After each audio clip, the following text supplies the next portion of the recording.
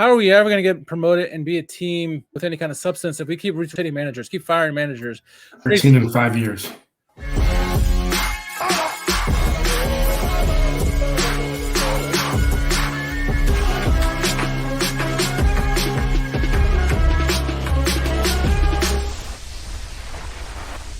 Blau und Weiß sein Leben lang.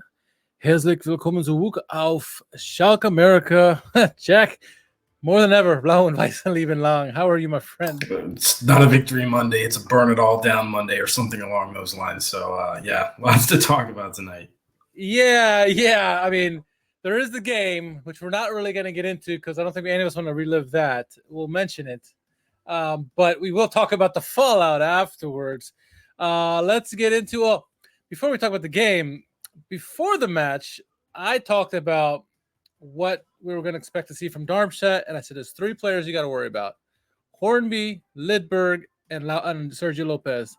Who are the 3 goal scorers? Those 3 gentlemen. Lidberg with a hat trick in the game. As we all know, up 3-0 in the first half and squander the lead and lose 5-3. An embarrassing performance, to say the least. How you doing, Joseph? Good to see you. Welcome for Misery Wednesday podcast. Horrible performance. First of all, what is your reaction to that catastrophic debacle of a performance? So this is why I'm interested for tonight's podcast, because I'm quite conflicted about it. I thought the first half, not just from a scoreline perspective, was some of the better football we've played this season. And if you want to, put that on Darmstadt for the most part, like you can. But I think, we deserve some credit for that performance in the first half. Early in the second half, we looked as likely to go 4-1 up as anything early in that second half. We started the second half quite well. We had multiple great shots on target from, chances that we legitimately created. And so, yeah, to somehow end up on the back end of that in a 5-3 loss is pretty crazy. But the thing I think you have to keep in mind as well is, 3 of those goals are 2 handball decision penalties and a 98th minute counterattacking goal where the entire team is just completely drained of energy and not even running really at that point. So, you can't even really call that a defensive effort. And so on the basis of that, to me, it's very difficult to be like, hey, what a bad performance. Let's fire the coach. Because a lot of that result, I don't really think comes down to Geraerts' influence.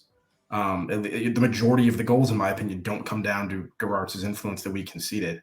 I understand from the perspective of I'm almost done here. Give me a second. I understand from the perspective of the board, taking a look at Schalke at this point in the season, seeing us now dip into the relegation zone in 16th. Seeing us tied for the worst defensive record in the year, seeing us with 1 point for our last, 5 games, and saying, hey, that's enough of that. Just simply not good enough. We can't have that. We're trying to build from last season and not, go further backwards, and we have to pull the plug. And I get that. And I can respect that perspective. But, yeah, I don't know. Watching that game back, it didn't seem like a game where I was like, this is because of Geraerts. I don't know. What did you think? I mean, we, more than anyone, should know how a game can swing very quickly. I just have to look back to the famous Naldo game, down 4-0 in the first half, and came back, and we could have won that game if we got another couple more minutes in that game. So we came back and drew that game. But so I understand we should know about the swings in games, the ebbs and flows. I mean, yeah, I agree. I mean, we came out with a bang, looked pretty decent. Obviously, they were very fortunate with the handball right before halftime. Like I said, we could have gone up again 4-1. The goals are unfortunate. It was all due to players on the pitch, not the manager. And yeah, the result is just, it's shocking. It's we talked about this last podcast. If we were to lose the next couple of games, or lose one of the next 2 games, sure, Geraerts get fired. And both of us said no. Obviously, if you lose both games, maybe you can start talking about it. But I'm with you. I didn't feel that this is a fire-worthy offense. What I felt like after the news broke that both Wilmots and Geraerts were let go, was that it was a reason for Manga and not necessarily Manga, the supervisory board to do something. Now, their comment about the situation was we didn't let him go because of the result of the game. It more had to do with how things led up to the season. Team wasn't going how we wanted to. It also in the last year.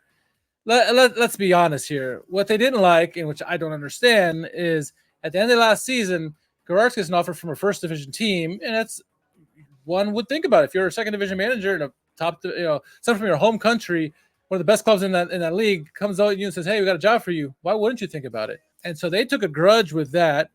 Plus, you're hearing all these things from Bill, and typically we ignore Bill because Bill just blows smoke up our ass. But they kept saying for weeks now that Manga is very disgruntled with Geraerts, and he's very close to the supervisory board, and he doesn't like how the situation's going. And so you're like, okay, maybe he has something to do with this as well. And so him and the supervisory board got together and said, you know what, let's get rid of these guys and start fresh. What I'm more pissed off about than anything is that it's 4 games into the season, 5 games into the season. Like, if you really felt this strongly about Geraerts, you should have done it in the summertime. I don't think that the performances were enough to dictate, and all the other stuff dictate a firing from Wilmots and Geraerts. I thought the offensive side of it was good, better, not good. Defense we obviously knew it was all shambolic, but like they just looked for an excuse to fire the guys, and they found their opportunity and they ran with it. That's how I feel. No, I think your comment about it being sort of a potential Manga takeover is correct, though. He's obviously taking over, at least short term, Mark Wilmots' duties as sporting director, and he's also, from what's been reported, going to be involved with the supervisory board in the managerial decision. To what extent he's involved, I guess, remains to be seen. And based on some of the rumors that are gaining more steam naturally because of the names involved, you would think that's probably not so much Ben Mangan's doing. It could be more of a supervisory board move. But it certainly seems like this is potentially his chance to now realign, the sporting priorities in a way that are going to maximize what he thinks can be obtained from the squad that he's now had an influence to some extent in beginning to mold. There are rumors that right after the game that maybe the players had a mutiny or something like this and that. Schallenberg was quoted after the match, and he says, "Look, hey, no trainer in the world could have prevented that total blackout that happened within the team on Friday night."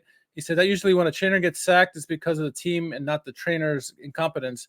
He seemed to find it unfortunate that Karel was sacked. He liked him, found the overall vibe in the training and Karel's general approach to football good. But he also said he's biased because Karel trusted him and a lot and always started him. So an interesting comments by Schallenberg. Yeah, him and Seguin were some of the favorites. They're also some of our better players on the team outside of, Keenan Karaman and Musa Silla. So it seems like the players were shocked by this as well. Definitely seems like it was a power struggle up top, though, which led to all of this. It's frustrating, but we have to move on. We've been there many times, and I saw so many comments that were almost in support of Geraerts and Wilmots because it's not necessarily because of them, just more like, how are we ever going to get promoted and be a team who with any kind of substance if we keep rotating managers, keep firing managers? We haven't. This is 13 in 5 years. Yes, and the other crazy statistic I heard, I think it was from our Discord, saying we haven't had a manager for more than 2 years since Mirko Slomka, my guy, back in the late 2000s. That is like 20 years, 15 to 20 years. Like that. Jens Keller was there longer than that, wasn't he? He was there more than 18 months. Was he? Okay, well maybe. Yeah, I think Jens Keller may be an exception. Yeah, but it's probably been a decade though. Yeah, Tedesco and him. Yeah, not full 2 years from Tedesco. He was fired before the end of his second year, right? So yeah. So Keller 18 months, but so that's a crazy statistic. And football turns over managers, but we as the turnovers increase, the worse we've gotten, it seems like. And so I don't know how this. That's why I'm surprised that Schallenberger's so shocked. He's been here a while. He knows what it's like. It's a revolving door. It's like, why are you surprised? But no, I hear you. Yeah. So it's interesting. Obviously, we're going to look for a new manager, a new sporting director now. A lot of this, I'm going to hold some judgment on the supervisory board and Manga to see who they select and how they do. But I will say this. If this comes back to burn them in the face and we get relegated supervisory board's got to go, Manga's got to go, because like they're taking a chance. And if they don't find, I mean, who are you going to find at this point in the season? We'll talk about some of the names that they mentioned.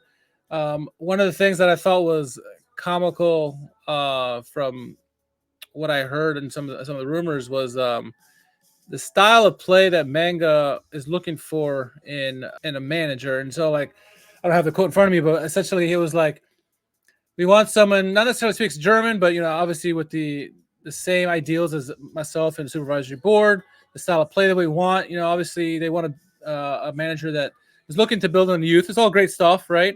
But the one thing that like had me laughing like a schoolgirl is where he said like, we want to build a Atletico Madrid style of play where they're hard nosed defensively and they're juggernaut offensively. I'm like, in what century was Atletico Madrid ever like a juggernaut offensively? Defensively, yeah, they're one of the best defensive teams like ever. The way they build that model under Simeone, but like offensively, like they're not really that great offensively. It's like all right, I understand what you want, but like let's calm down now.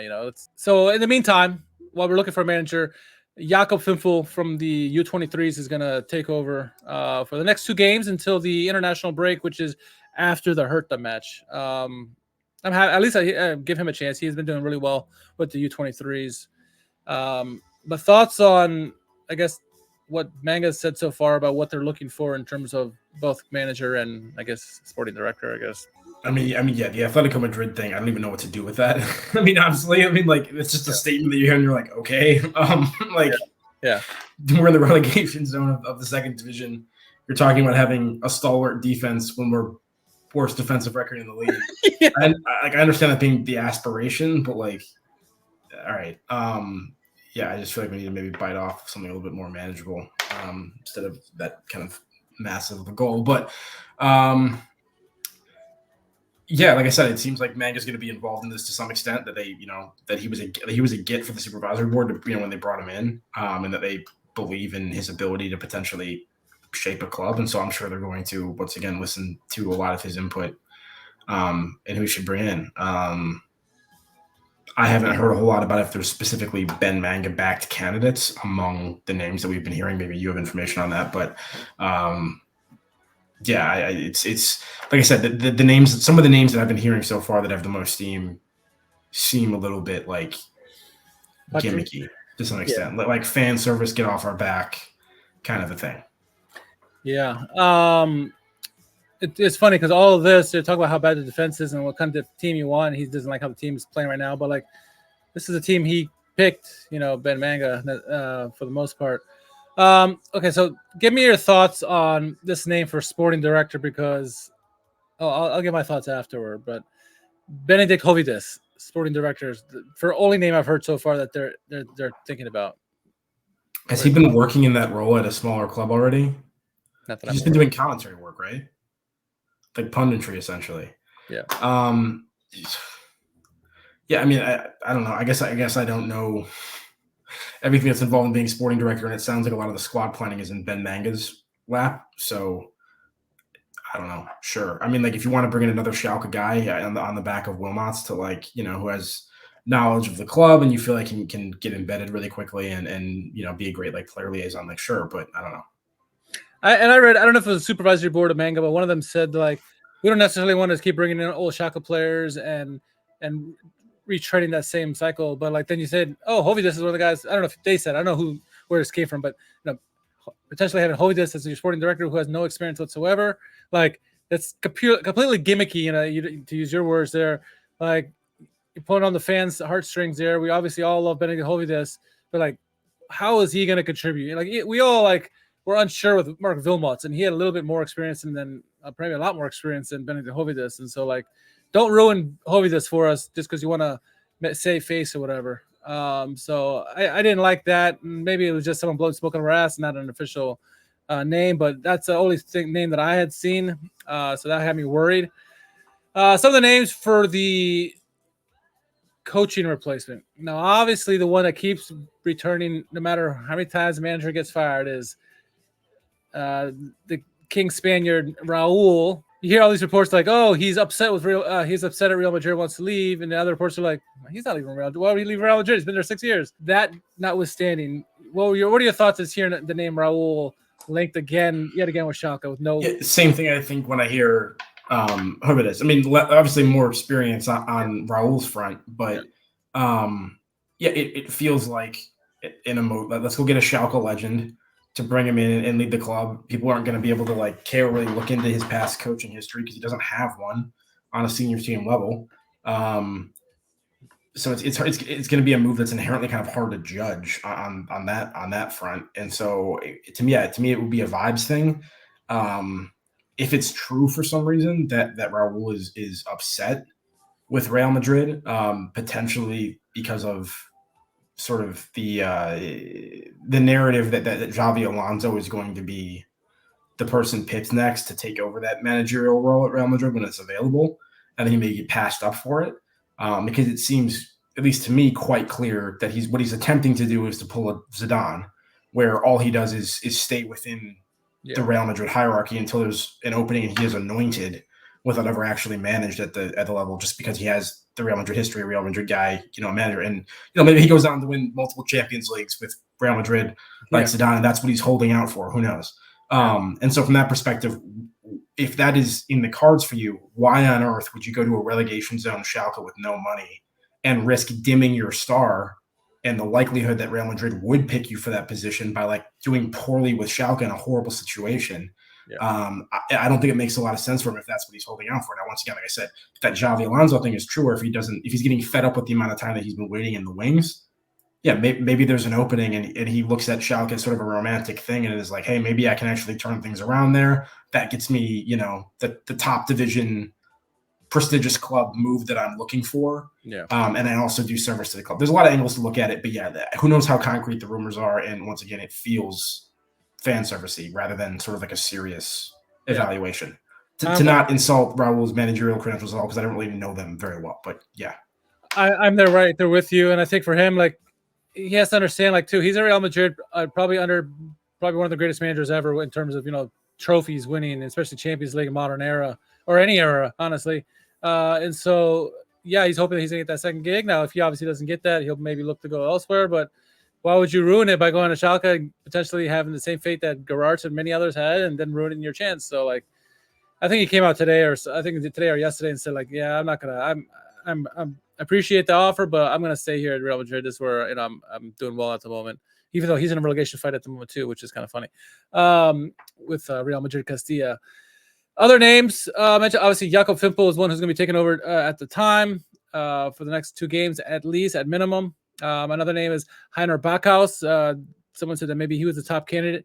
Now, for those who don't know who he is, he's the Alemannia Aachen 3rd division relegation team. That's one of the front runner, apparently. Then there's Onar Chino, who's a name who we've heard many times. He's been with Schalke. Other names I'm not very familiar with, like Valerian Ismail, Tomasz Lech, Marcus Kaczynski, Torsten Lieberknecht, and Robert Kovac. Kovac, a little familiar with, but that feels like a Ben Manga thing too. Yeah, because it's the brother of Niko Kovac. There's the Frankfurt connection. Like that one, I wonder if there actually is fire to that smoke. We'll see. That's interesting, but I would say of those names, the leading candidates for me, without knowing some of these guys, Heiner Backhaus, I'm not interested at all. He's in a relegation team in the 3rd division. Like, nah, I'm good. I do think we need someone who has relegation experience, because we're likely going to be in that battle for this season. But someone like Raul has maybe no experience, or some of these guys I mentioned maybe don't have any experience, and so we can't mess with that. Onar Chino is a guy who supposedly has this tremendous upside, guy we've had within our ranks for a long time. Why not? If he's interested, and the price is right, But I think for me, the 2 likely candidates, you mentioned Robert Kovac being the brother of Niko, that connection with Manga, and that's very likely. Now, if they can't figure out financially, I think Jakob Fimpel, if he does well these next 2 games, could get it. It's probably the cheapest option for the club, for being honest. It's certainly the cheapest option, and we know he likes to develop youth because that's what he's been doing, So and the Kovac thing, I mean, just said, like, he has 0 managerial experience. He's been my understanding, he's been an assistant manager. I don't think he's ever actually taken the helm. So to get rid of Geraerts and be like, hey, let's give this guy his chance. I mean, that's maybe they're trying to pull Tedesco times 2. and go for a relatively fresh, unproven guy and give him the reins to see what happens. But yeah, I don't know. Yeah, it's it'll be interesting. Like I said, I'm going to reserve judgment to see what happens with who they select and then how it goes. But like, I think if this to come back to bite them in the face, they have to leave. It's especially if it means a relegation, which is a very real possibility at this moment with the worst defense in the league. Yeah, what a couple weeks that things has turned. I don't know, man. It's just like 1 minute we're high, next minute we're bottom low, and it just don't know what to think. And it's typical Schalke, I guess, with us, huh? We thought we were gonna get out of this utter despair, but it seems to just rear its ugly head right back. And hopefully, like I said, everything's riding on Ben Manga and the supervisory board selection. So I don't know. I think the fans will be completely fed up if it doesn't work out. Now, obviously, if this works out, kudos to Ben Manga and the supervisory board, but wait and see. I mean, I don't know, man. Yeah. Like I said, I'm not. It's hard to be shocked that Geraerts was fired, given the start to the season, just in terms of the reality of it, in terms of the table. But yeah, I can't say I was necessarily expecting it or advocating it quite yet. And so whenever this happens, especially given the slim pickings that we usually feel like we have for replacement options, it very much becomes a game of just like wait and see. Like, okay, let's see what we get, but like, who knows who's coming to us in this situation? Because once again, it's outside of just the prestige, which is still carrying us to a great degree. This is just, it's not an attractive situation. The club has no money. The squad isn't good. You're at the bottom of the table. You really have to look at somebody who's looking to climb or something and doesn't have a reputation to lose, probably to come in and want to take some of these jobs. I don't know. It's tough. But yeah, they've played their cards, man. They've thrown the dice. Yeah. And they've done so decisively and early, which you kind of have to give them credit for. It's not like they waited until, November or something, and we're even further into the season. Yeah, they did it early. So hey, if they're going to do it, I guess do it now rather than later. But who knows? Yeah, I think that's part of the hard part about like finding a manager is like the attractiveness or lack thereof of the club. Financially, it's a horror show. There's not much money at all, and the kicker of it too, which is infuriating about all of this, is that I think Wilmots is going to get a 7-figure severance pay. How many times has managers or whoever they fired been getting big pays? So like, we're already in debt. We don't have any money as it is to buy players, and now we're handing out these big checks to people we're axing. It's like, what are we doing here? What are we doing here? We're like shooting ourselves in the foot. But yeah, I mean, there is the glimmer of hope, I guess, is that the players that are still here, I think the attack can create chances. We've seen that with Silla and Karaman. I think, Seguin healthy with like a Schallenberg and Kalash, those are key guys you can have in the lineup and then just try to build it around them. We got several new pieces. You'd imagine they're going to contribute a lot more now that Geraerts is not in the fold. I can't wait to see Hoyland come back healthy, and some of the other guys. But there's something to build on. What we can do defensively, someone's got to come back in here and try to be Atletico Madrid. But we'll see, because it hasn't happened yet in the last 2 years. This team. It's just crazy to look back at how I was feeling in the 35th minute of that game and think that on Wednesday we'd be talking about a managerial search. You know what I mean? It's wild, but that's football for you. I mean, even I don't know about you, but for me, even when I saw the scoreline, and I'm with you, you're complete jubilation 35 minutes in, and then all of a sudden, what the hell? But even after the game ended 5-3. Not even my wildest memories did I think, oh, they're going to fire Geraerts and Wilmots. I was just like, wow, you can build off the performance in terms of what we did attacking, but we have to figure out defensively, do something, and just move on and go against Munster and try to get a result. But it was like, what, next day that they announced it. Did you feel after that game that heads were going to roll? I felt like I said, I didn't necessarily feel like it was going to, or that it like should, but I did feel that the energy online and sort of in the Schalke sphere in general was building towards that. I think just once again, the fact that you were up 3-0 and not only do you lose that game, you lose that game 5-3 is just such a inexcusable collapse that it's just one of those turnarounds, one of those results that just like shakes you so much that that I can understand people just the reaction being blown up. You know what I mean? Yeah. We're 16th. That was a joke. Blow it up. I get it. It's just whether that was the right call, and it's difficult to know that at this point. Yeah, I think there were some people out there that said, Geraerts out from the beginning, but I think the reaction, at least that I saw online, was that most people were like, "Oh, wow, yeah, that was a terrible performance. We need to do something about it, but we didn't think you were going to that length." But it happened now. We have to move on. Whoever this next candidate is, and I'm curious who is going to be. Well, we know Jakob Fimpel's here for the short term, right? So at least we know that U23s have been playing well. You would imagine some youngsters are going to get opportunities. At least Ben Manga wants that. I'm curious to see how we do defensively. I want to see if there is a distinct change between what we've seen with Geraerts and what we see now with Fimpel going forward for the next 2 games, in particular defensively and just in general with shape and discipline. Do we change things up? I haven't watched enough of the U23s to say this is the style of play that he likes to run his teams with, but I'm going to be really watching closely to see like how much difference he can make on this team. Can he make a dent? And if he does, will he be given an opportunity to continue that? Because I think if he does, not necessarily Prusen Munster, but if he goes against Hertha Berlin and gets a result there as well, like a win, why not give him a chance, right? The cheapest option. We don't have any money, like you said, so I agree. Anything you're looking for in particular from Fimpel over the next 2 games while he's in the interim? Steady the ship. Even if you don't get the results, just don't blow up our chances in terms of goal difference and other things in the table, which can sometimes make a difference at the end of the year if you're in jeopardy. Just hopefully calm things down. There's not much you can expect this guy to try to do before an international break in 2 games to get better than it. It's more kind of like if he's still the coach after the international break, that's when I'd be interested to kind of see what happens. So, who knows? Or maybe he'll change something dramatically in terms of squad selection, shape, all kinds of stuff.